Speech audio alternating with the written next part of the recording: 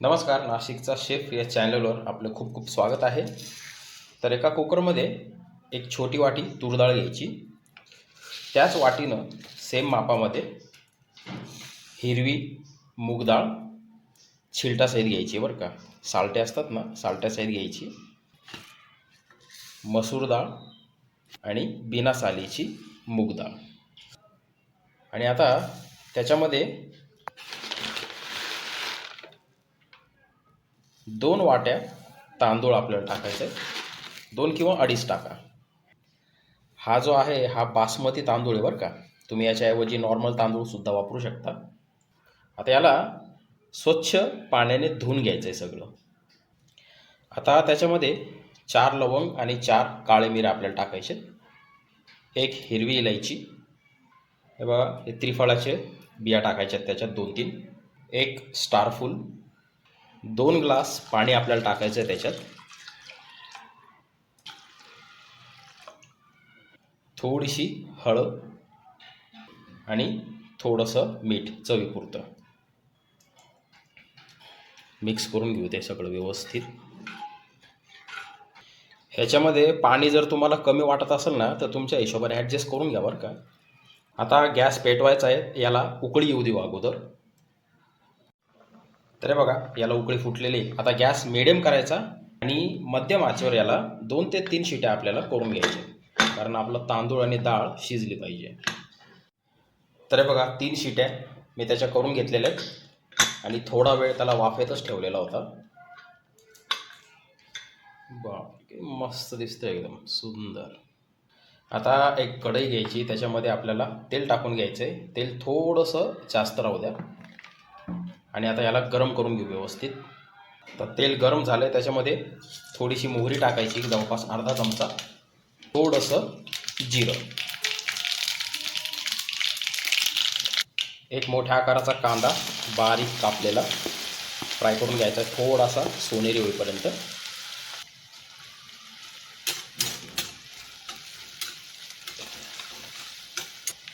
आता त्याच्यामध्ये ना 2 चमचे अद्रक लसणची पेस्ट आपल्याला टाकायची.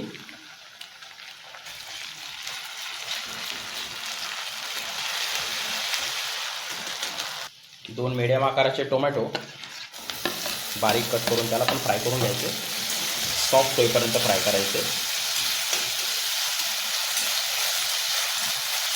आता त्याच्यामध्ये लाल तिखट टाकायचं आहे, जवळपास 1 चमचा. व्हेज ग्रेव्ही मसाला अर्धा चमचा, धने पावडर अर्धा चमचा आणि कांदा लसूण मसाला 1 चमचा. आता गॅस वाढवायचा आहे, याला मिक्स करून घेऊ. मस्त मसाला तो फ्राय करून घेऊ.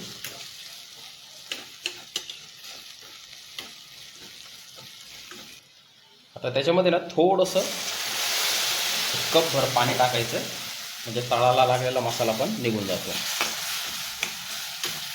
आणि मसाल्यातली जी ॲसिडिटी ना ती बॅलन्स होते बरं का. हे डाळ आणि तांदूळची जी खिचडी आपण तयार केली ना, ही त्याच्यामध्ये टाकून घ्यायची. त्याला मिक्स करून घेऊ व्यवस्थित.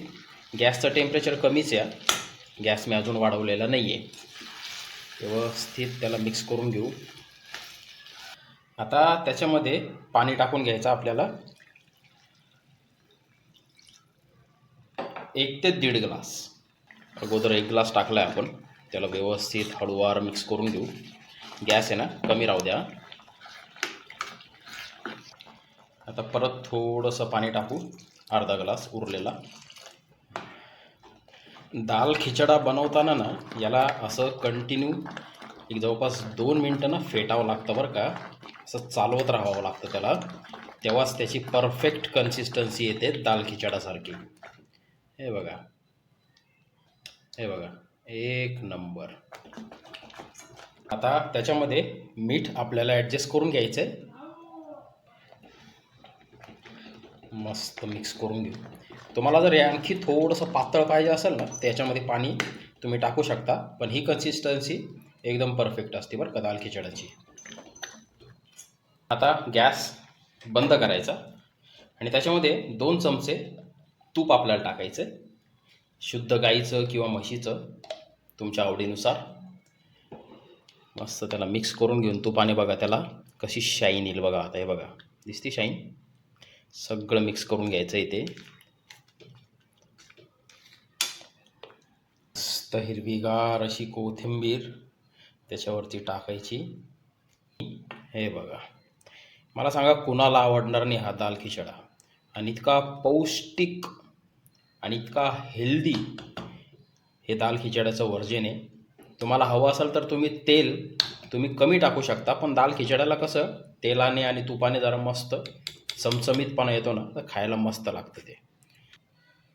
हे बघा, हे असा दाल खिचडा जर भेटला तर मला सांगा रात्रीच्या जेवणामध्ये कशाला 2-2 आणि 3-3 भाज्या पाहिजे.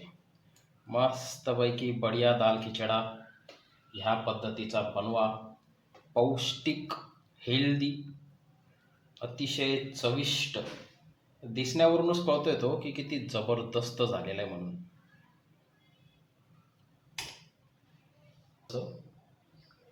तू एक छोटीशी लाल मिरची गार्निशिंगसाठीच.